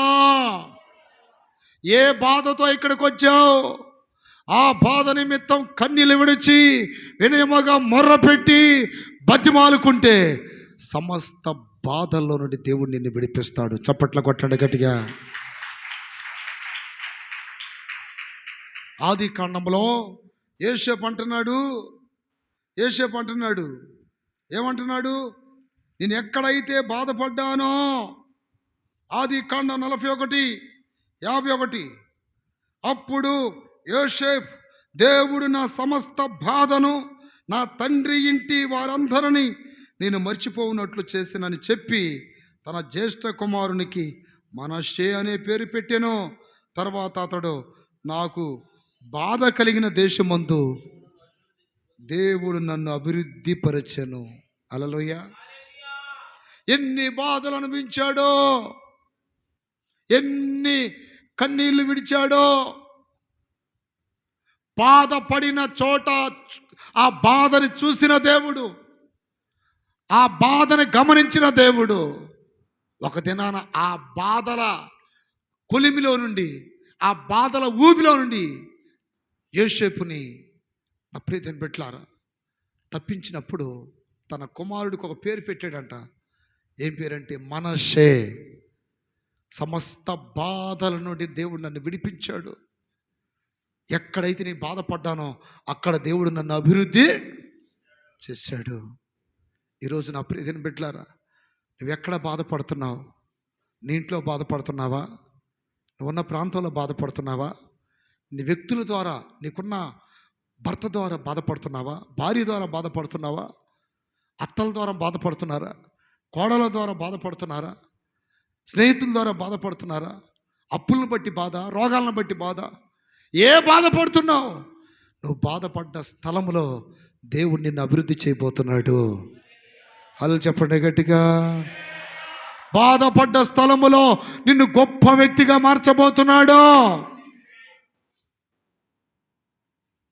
ఆ బాధలన్నీ మనుషులకు చెప్పటం కాదు, ఎవరికి చెప్పుకోవాలి? యెఫ్తా తన బాధల మొత్తం ఎవరో చెప్పుకున్నాడు? యెఫ్తా దేవునికి చెప్పుకున్నాడంట. ఈ రోజున మనం ఆయనకే చెప్పుకోవాలి. ఆయన దగ్గరికి కన్నీళ్ళు విడవాలి, ఆయన్ని బతిమాలుకోవాలి. ఆయన వైపే మన కన్నులు చూడాలి, అటు ఇటు చూడకూడదు. దాని స్తోత్రం కలుగునగాక. సమస్త బాధలు ఆయనకు చెప్పుకున్నానని చెబుతూ 3వ వాక్యాలు అంటున్నాడు, నాలో నా ప్రాణము కృంగి ఉన్నప్పుడు నా మార్గము నీకు తెలియను. దాని స్తోత్రం కలుగునగాక. నన్ను పట్టుకొనుటకై నేను నడవలసిన త్రోవలో చాటుగా పగవారు ఉరి నొడ్డుచున్నారు. చూడండి, 3వ వాక్యంలో అంటున్నాడు, నా ప్రాణం కృంగి ఉన్నప్పుడు నా మార్గం నీకు తెలియనయ్యా. ఇప్పుడు ఒక వ్యక్తిని గూర్చిన విషయాలు మనకు ఎప్పుడు తెలుస్తాయి? ఆ వ్యక్తి మనకు దగ్గరగా ఉంటే తెలుస్తాయా, దూరంగా ఉంటే తెలుస్తాయా? అంతే కదా. ఇప్పుడు భార్యకి ఏ బాధ ఉందో భర్తకు తెలుసు, భర్తకి ఏ బాధ ఉందో భార్యకి తెలుసు, తల్లిదండ్రులకి ఏ బాధ ఉందో పిల్లలకు తెలుసు, పిల్లలకి ఏ బాధ ఉందో తల్లిదండ్రులకు తెలుసు. ఎందుకని? అందరు దగ్గరగా ఉంటారు కాబట్టి. ఇక్కడ దావీదు చూడండి ఎంత ఖచ్చితంగా చెప్తున్నాడు, నేను కృంగినప్పుడు నా మార్గం ఆయనకి తెలియను, నా మార్గం ఆయనకి తెలియదు. నిజంగా నా ప్రియ బిడ్డలారా, మనం దేవునికి దగ్గరగా ఉన్నప్పుడు ఆయన చూస్తాడంట. మనం పడే బాధలు ఎన్ని చూస్తాడు, మనం కృంగిపోయిన ఆ పరిస్థితిని చూస్తాడు. ఒక భక్తుడు ఒక పాట రాశాడు, మనసా నీవేళ నాలో కృంగి ఉన్నావు, మనసా నీవేళ నాలో కృంగి ఉన్నావు, యేసు చెంతకు రమ్మో శాంతినిస్తాడు, నిత్య శాంతినిస్తాడు, మనసా నీవేళ నాలో కృంగి ఉన్నావు, చావు తప్ప వేరే దారి లేదనే సమయాన బ్రతికే మార్గము చూపించి నిత్య శాంతినిస్తాడు, చావు తప్ప వేరే మార్గం లేదనే సమయాన బ్రతికే మార్గము చూపించి నిత్య శాంతినిస్తాడు, నీ శోధన శ్రమలో బలమును దయచేస్తాడు, నీ ప్రార్థనలన్నిటికీ జవాబును ఇస్తాడు, మనసా నీవేళ నాలో కృంగి ఉన్నావు. గట్టిగా చెప్పండి. దేవుడి దగ్గర మన మనసు కృంగిపోయినప్పుడు మన మార్గం ఆయనకి తెలుసు. అందరిని ఎరిగిన వాడంట ఆయన. మన గురించి మనకు తెలిసింది కొంత, కానీ మన గురించి ఆయనకి చాలా తెలుసు. అడగక మునిపే అక్కరలు ఎరిగినవాడు. హల్లెలూయా. అడగక మునిపే అందరినీ ఎరిగినవాడంట. యోహాను సువార్త చదవండి. చాలాసార్లు దేవుడు చెప్పుకుంటేనే మన బాధ అర్థమైద్దని మనకు అనిపిస్తుంది, కానీ చెప్పకపోయినా ఆయనకి దగ్గరగా ఉంటే అర్థమైద్ది. యోహాను సువార్త 2వ అధ్యాయం గట్టిగా చెప్పండి. అయితే యేసు అందరిని ఎరిగినవాడు గనుక, అందరిని ఎరిగినవాడంట. చప్పట్లు కొట్టాలి గట్టిగా. పక్కన వాళ్ళతో చెప్పండి, బ్రదర్ దేవుడు నిన్ను ఎరుగును అని చెప్పండి. సహోదరి దేవుడు నిన్ను ఎరుగును అని చెప్పండి. నోరే రాట్లా. ఎన్నిసార్లు ఇంకా తిట్టినాక అంతేనంటారా? పక్కన వాళ్ళతో చెప్పండి, అయ్యా దేవుడు నిన్ను ఎరుగును అని చెప్పండి. దేవుడు నిన్ను ఎరిగిన వాడే. హల్లెలూయా. అక్కడ ఏమని రాయబడింది? అయితే యేసు అందరినీ ఎరిగినవాడు గనుక ఆయన తన్ను వారి వశము చేసుకొనలేదు. ఆయన మనుషుని అంతర్యమును ఎరిగినవాడు. ఈరోజు నిన్ను ఎరుగునా ఎరగలేదా చెప్పండి? ఎరిగినవాడా ఎరగలేదా? నీకు రాకముందని తెలీదా? తెలుసా తెలీదా? నువ్వు ఏడుస్తున్నావని తెలుసా తెలీదా? నువ్వు దుఃఖపడుతున్నావని తెలుసా తెలీదా? హల్లెలూయా. ఇంకా స్పెషల్గా చెప్పాల్సిన అవసరం లేదని అక్కడ మాట అర్థం. అందరిని ఎరిగిన వాడు. ఆమేన్. ఇక్కడ ఇంతమంది కూర్చున్నారు కదా, మీ అందరిని ఎరిగిన వాడే ఆయన.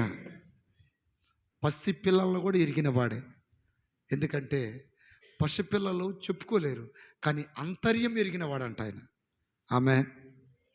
కొన్నిసార్లు నేను ఈ స్థితిలో ఉన్నాను, ఆయన చూడట్లేదు, ఆయనకి తెలియదా అనిపిస్తుంది. తెలుసండి, ఆయనకి తెలుసు, తెలుసు, అన్నీ తెలుసు ఆయనకి. అక్కడ అంటున్నాడు, నా ప్రాణము, అదేనా, నా ప్రాణం కృంగినప్పుడు నా మార్గం ఆయనకి తెలియను. నన్ను పట్టుకొనుటకై నేను నడవలసిన త్రోవలో చాటుగా పగవారు ఉరి ఒడ్డుచున్నారు. నా కుడి ప్రక్కను నిదానించి చూడుము. గట్టిగా చెప్పండి. నన్ను ఎరిగిన వాడు ఒకడను నాకు లేకపోయెను, ఆశ్రయం ఏది నాకు దొరకలేదు. ఇక్కడ చూడండి, ఇది చాలా అంటే కొంచెం తెలుసుకోవలసిన అంశం ఇది. ఇక్కడ ఈ 4వ వాక్యంలో నా కుడి ప్రక్క నిదానించి చూడము అంటున్నాడు. దాని స్తోత్రం కలుగునుగాక. ఎడం పక్క ఎందుకు చూడొద్దు అన్నాడు? నా కుడి ప్రక్కన చూడమని ఎందుకు అంటున్నాడు చెప్పండి? బైబిల్ ఒక మర్మాత్మకమైన గ్రంథం ఇది. దాని స్తోత్రం. కుడి ప్రక్కన మాత్రం నిదానించి చూడమంటున్నాడు. దాని స్తోత్రం కలుగునగాక. ఎడం పక్కన ఎందుకు చూడకూడదు అంటున్నాడు చెప్పండి? ఎందుకు చూడకూడదు అన్నాడు? ఇప్పుడు ఆ సబ్జెక్ట్ చెప్తే చాలా టైం అయింది నాకు. సరే, ఆ ఒక్క పాయింట్ పక్కన పెట్టండి. దాని స్తోత్రం. ఇప్పుడు చెబితే బాగుండు అన్నా అనుకుంటున్నారా? హల్లెలూయా. కుడి ప్రక్కన, నా ప్రియమైన బిడ్డలారా, నా కుడి ప్రక్క నిదానించి చూడమని ఎందుకు అన్నాడంటే, కుడి ప్రక్కన ఎవరుంటారు తెలుసా మీకు? దేవుడే ఉండేది. కుడి ప్రక్కన ఎవరుంటారు? దేవుడు ఉంటాడు. ఎడం పక్కన ఎవరుంటారు? మనుషులు ఉంటారు. దేవుని స్థానము కుడి ప్రక్కన. ఈ కుడి భాగము లేక కుడి ప్రక్కన అనేది ఎప్పుడు దేవునికి నిర్దోషంగా ఉండాలి. అది ఆమేన్. అది ఎట్లుండాలి? నిర్దోషంగా ఉండాలి, నిర్మలంగా ఉండాలి. హల్లెలూయా. అంటే ఒక స్థానానికి సాదృశ్యం అది కుడి ప్రక్కన అంటే. అక్కడ కీర్తనలో కూడా ఉంటుంది చూడండి, నా కుడి ప్రక్కన 10,000 మంది పడినాను కూలినాను. తర్వాత కీర్తనలో ఎక్కడ ఉంటుంది, ఆయన నా కుడి పార్శ్వమున ఉన్నాడు గనుక నేను. అది ఎవరి ప్లేస్? ఇది దేవుని ప్లేస్ అది. ఇప్పుడు ఆ కుడి, అదేనా, నా కుడి ప్రక్క నిదానించి చూడమంటే ఏదైనా లోపాలు దాని స్తోత్రం కలుగును గాక. అది చూడాలని ఒకటి. రెండోది, అసలు నువ్వు ఉన్నావా లేదా? నువ్వు నా పక్కన లేవని నేను అనుకుంటున్నా. అసలు ఉన్నావా లేదా అన్నది నాకు అర్థం కావట్లా. ఈ శ్రమల్లో, శోధనలో నువ్వు చూడు ఒకసారి. ఆమేన్. నేనున్నానని నీకు అర్థమైందా? నువ్వు నా పక్కన, నా కుడి ప్రక్కన ఉన్నావో లేదో అని నేను అనుకుంటున్నా. కానీ నువ్వు నిదానించి చూడు. నువ్వుంటే నాకు చెప్పు. నేను స్తోత్రం కలుగును గాక. ఈ బాధల్లో బైర్లు గమ్మిని కళ్ళు నువ్వు కనపడట్లా నాకు. ఈ బాధల్లో నిన్ను చూడలేకపోతున్నా నేను. అందుకని నువ్వు చూడు అంటున్నాడు. దేని స్తోత్రం కలుగును గాక. అంటే కొంతమంది అంటారు చూడు, నువ్వు చెప్పయ్యా న్యాయం అంటారు చూడండి. నువ్వు చెప్పు, నువ్వు చూడు, నువ్వు చెప్పయ్యా న్యాయం, అదేంటో నువ్వు చెప్పయ్యా, అది నిజమేదో నువ్వు చెప్పయ్యా అని ఇట్లా మనుషులను అడుగుతాం కదా. అట్నే మాట్లాడుతున్నాడు ఇక్కడ దేవుడితో. ఏమని? నా కుడి ప్రక్క నిదానించి చూడము. అసలు నువ్వు ఉన్నావా లేదా? ఆ స్థలం నీది కదా. ఏమైనా లోపాలు ఉన్నాయా? బాగుచ్చి సరిచేయి.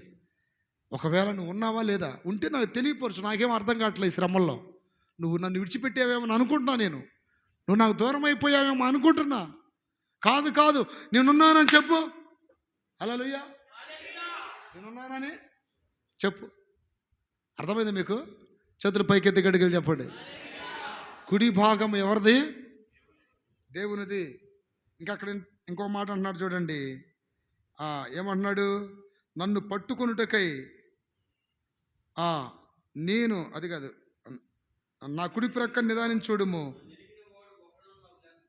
అంటే నా హృదయము, నా బాధలు కష్టాలు ఎరిగినవాడు నాకు ఒక్కడు కూడా లేడు. నన్ను కోనేటిలోకి దింపుటకు నాకు ఎవడో లేడు అన్నాడు ఒక వ్యక్తి. ఎవరతను? బెతస్తా కోనేరు దగ్గర. నన్ను కోనేటిలో దించుటకు నాకు ఎవడో లేడు. హల్లెలూయా. ఎప్పుడో ఇన్న పాట యేసన్న గారిది. సర్వోన్నతుడా నీవే నాకు ఆశ్రయ దుర్గ. ముందు పెట్టి జాగ్గుచ్చుకో కదా, ముందు పెట్టుకో. ఎవరు లేరు నాకు ఇళ్ళలో, ఎవరు లేరు నాకు ఇళ్ళలో, ఆదరణ నీవేగా, ఆశ్రయము నీవేగా, ఆదరణ నీవేగా, ఆనందము నీవేగా. సర్వోన్నతుడా నీవే నాకు ఆశ్రయ దుర్గము. సర్వోన్నతుడా నీవే నాకు. చప్పట్లు. ఎవరు లేరు నాకు ఇళ్ళలో,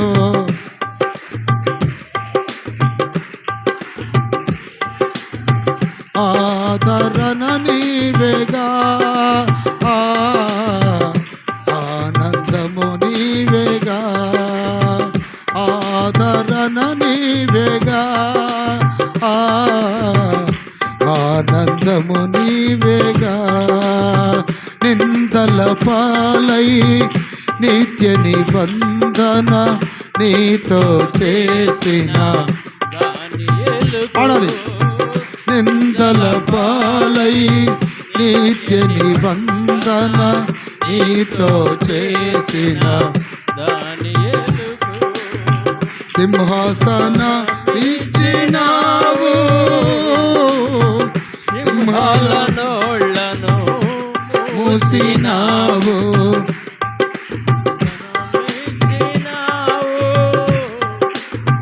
సింహాలనోళ్ళను మూసినావు.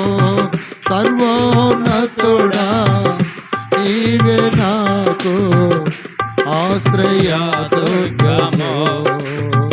సర్వోన్నతుడా నీవే నాకు ఆశ్రయ దుర్గము. ఆమేన్.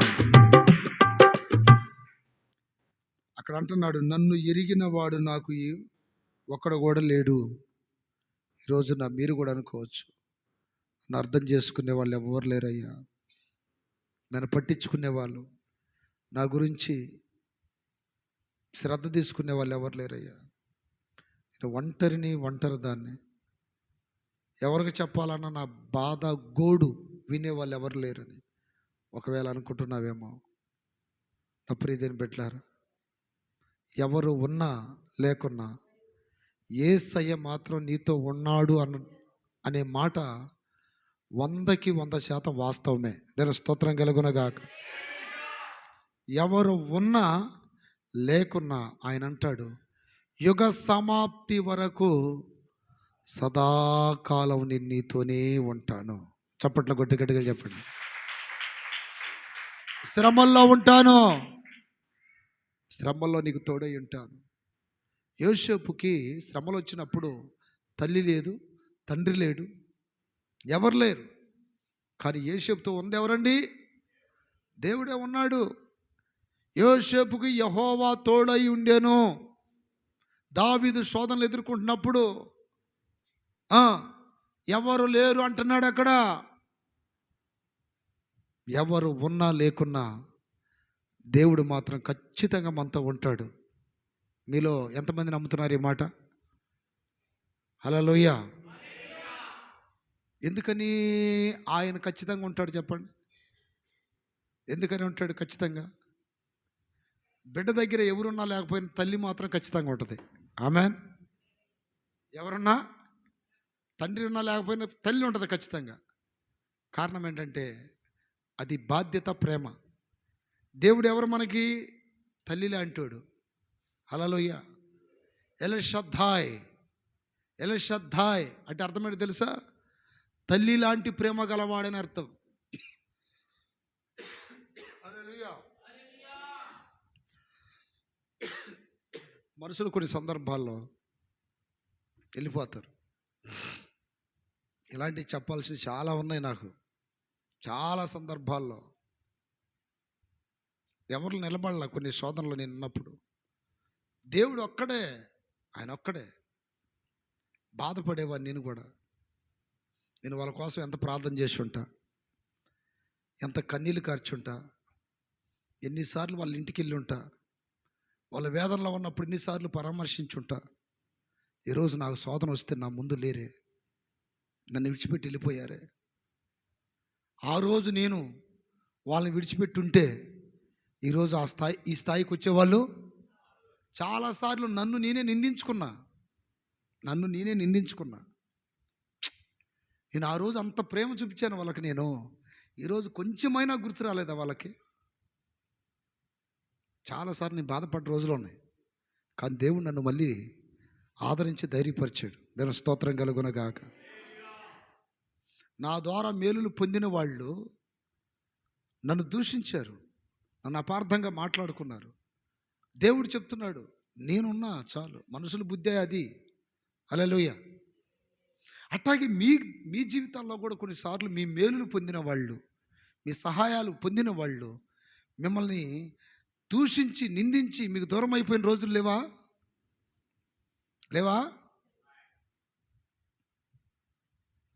మనుషులు పోతారు కానీ దేవుడు పోడు. ఆమేన్.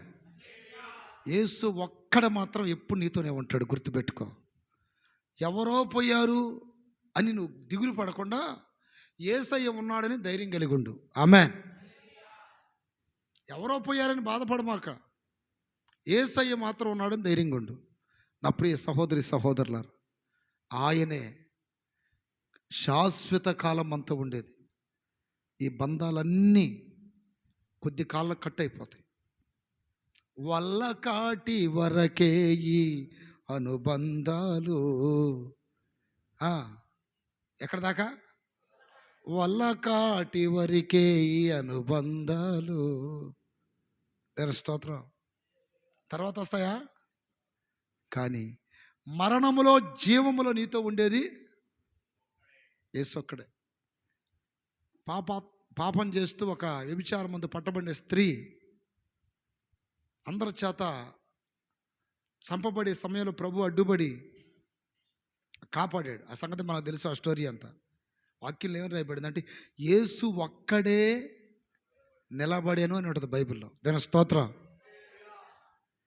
యేసు ఒక్కడే నిలబడేది.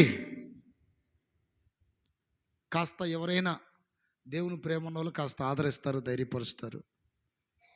వాళ్ళ ప్రేమలో కూడా కొంతవరకే లేండి, ఎక్కువ ఉండదు. ఆమేన్. కానీ యేసు ఒక్కడే నీతో ఉండేది. ఆమేన్. ఇక్కడ దావీదు ఎవరో లేరని అంటున్నాడు కానీ దేవుడు నాతో ఉన్నాడు అనే మాట మాత్రం పలకట్లే అక్కడ. దేవుని స్తోత్రం. ఎవరు లేరు నాకు ఇళ్ళలో, ఆదరణ నీవేగా, ఆనందము నీవేగా, సర్వోన్నతుడా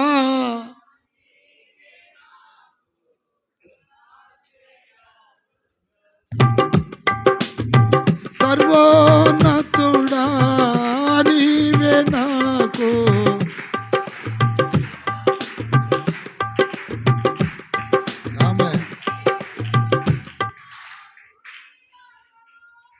నేను ఈ ఊర్లో సేవ స్టార్ట్ చేసినప్పుడు నాకు సంబంధించిన వాళ్ళు ఒక కుటుంబం ఉండేది ఇక్కడ. ఫోన్లే నేను అటు ఇటు సేవకి వెళ్ళిన సంఘాన్ని చూసుకుంటారు, టయానికి కాస్త భోజనం పెడుతున్నారు, అటు ఇటు తిరిగి వస్తే పరామర్శిస్తున్నారని నేను అనుకున్నా. ఇక్కడ ఒకరోజు సాతాను నా మీద సవాల్ చేశాడు. వాళ్ళని ఇక్కడ లేకుండా, నీకు సహాయంగా లేకుండా నేను తీసుకెళ్తా చూడు అన్నాడు. ఒక నైట్ నేను ప్రార్థన చేస్తున్నప్పుడు ఒక పెద్ద శక్తిలాగా ఆ తెల్లగోరి కొండ మీద నుండి దిగి నా దగ్గరికి వచ్చాడు. ఈ ఊర్లో అందరినీ లోపరుచుకున్నాను, ఒక్కడవే లోపడలేదురా అన్నాడు. దేవుని స్తోత్రం. ఆ ఒక్కల్ని నేను ఇక్కడ లేకుండా తీసేస్తా, ఆ తర్వాత నిన్ను ఇక్కడ లేకుండా పంపించేస్తా అన్నాడు. నాతో సవాల్ చేశాడు సాతానుడు.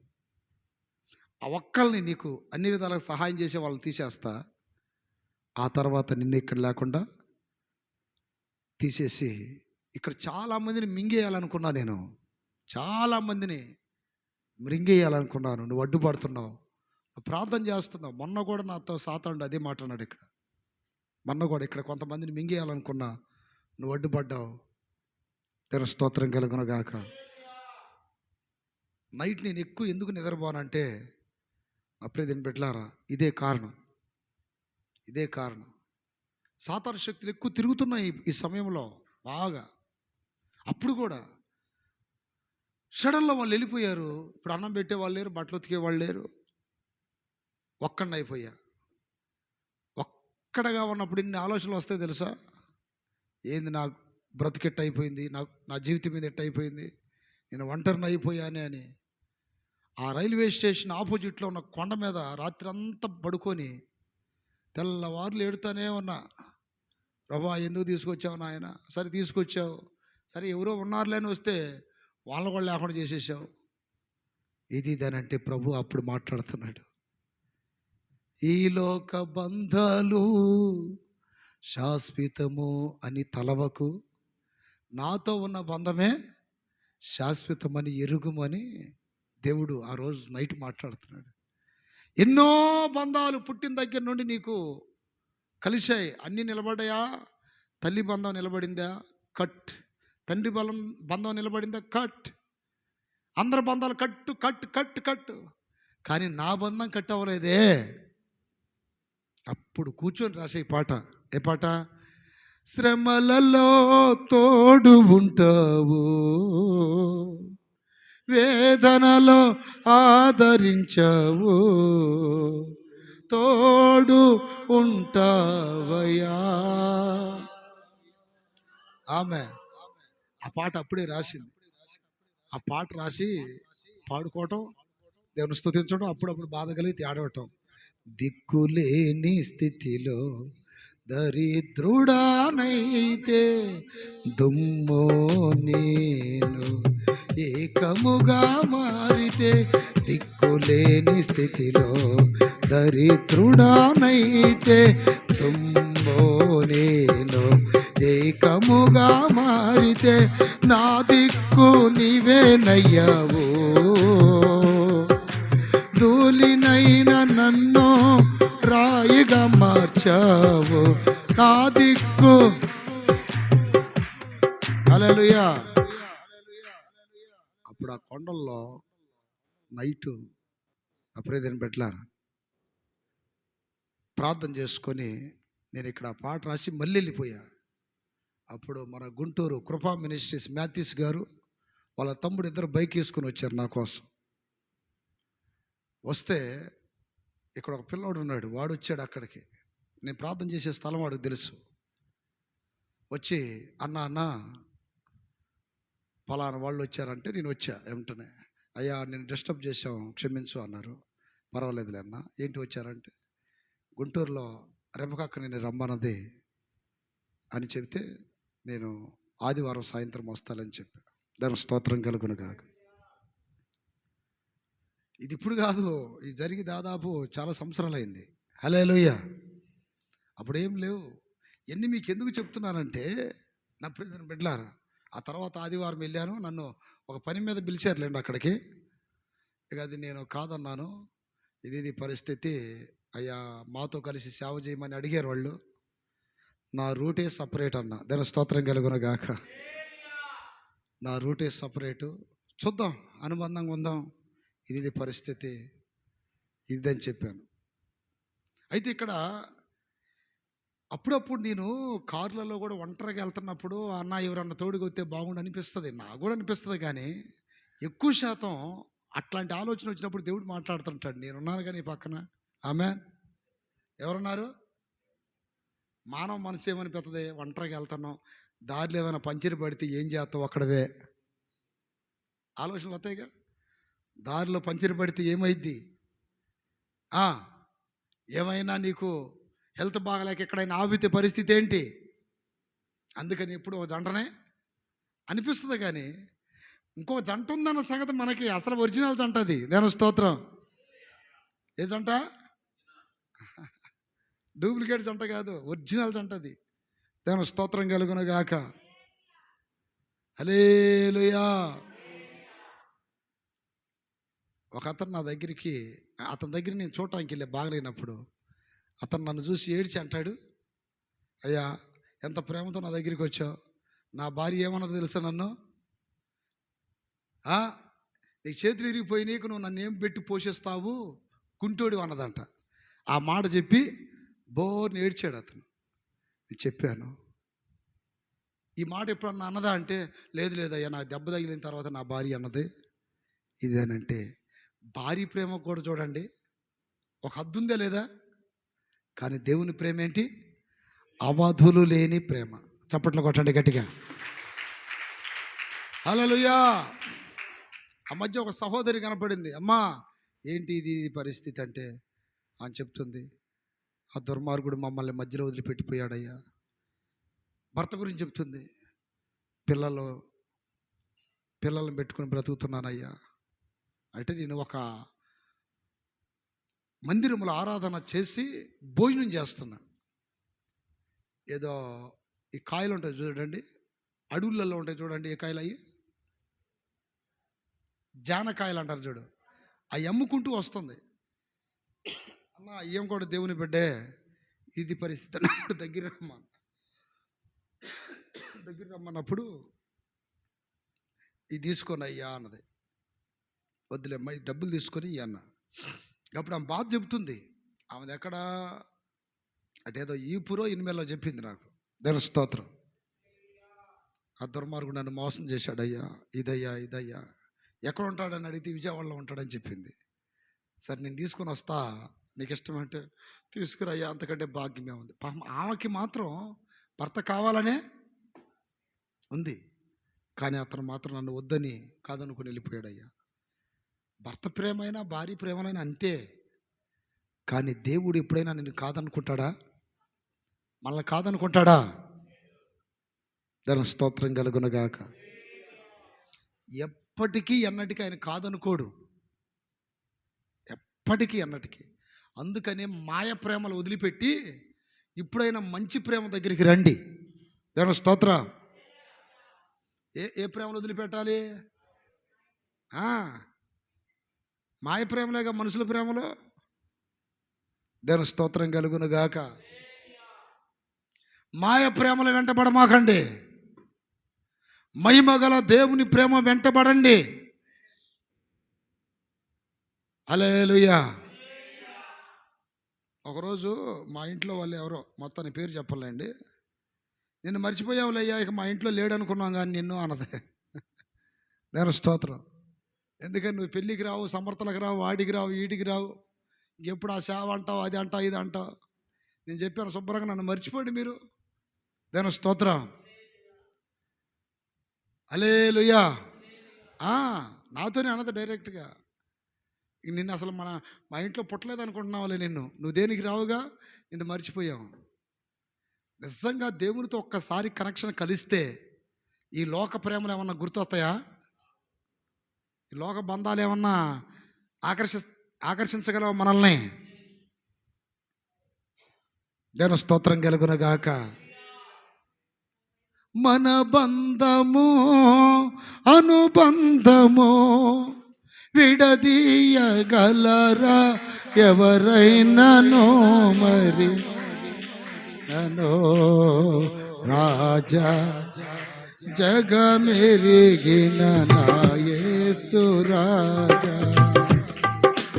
రాగాలలో అనురాగాలు పలికించిన మన బంధము అనుబంధము స్తోత్రం మన బంధము. దీన స్థితి అందునా సంపన్న స్థితి అందునా దీన సంపన్న నడచినను ఎగిరినను సంతృప్తి కలిగే ఉందులే. నడచినను ఎగిరినను సంతృప్తి కలిగే ఉందులే. నిత్యము ఆరాధనకు నా ఆధారమా స్తోత్ర బలులు నీకే అర్పించద యేసయ్యా. నిత్యము ఆరాధనకు నా ఆధారమా స్తోత్ర బలులు నీకే అర్పించద యేసయ్యా. రాజా జగమెరిగిన నా యేసు రాజా. రాజా జగమెరిగిన నా యేసు రాజా. రాగాలలో అనురాగాలు కురిపించిన మన బంధము చప్పట్లో అనుబంధము మన బంధము అనుబంధము. హల్లెలూయా హల్లెలూయా.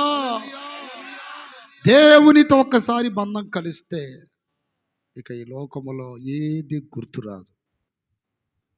అందరి పైకి లేచి నిలబడండి. కొన్ని విషయాలు మాత్రం మనం ఆ వాక్యంలో తెలుసుకున్నాం. సమయం లేని కారణాన్ని బట్టి కొన్ని నిమిషాలు ప్రార్థన చేద్దాం. ప్రభా నీకు మొరలిడుచున్నానయ్యా, నేను బతిమాలుకుంటున్నాను.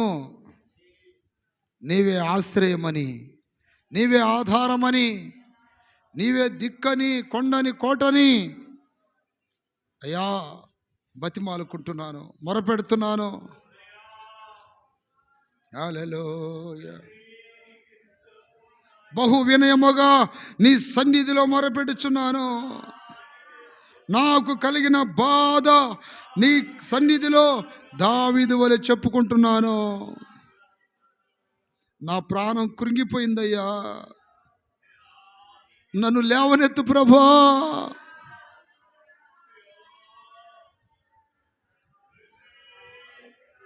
నాకు ఎవరు లేరయ్యా, ఆశ్రయం ఏది నాకు దొరకలేదయ్యా. నా ఎడల జాలిపడివాడు ఒక్కడూ లేడయ్యా. నీవే నాకు ఆశ్రయము, నీవే నాకు ఆధారము, నీవే నాకు కొండ కోట. స్తోత్రం స్తోత్రం.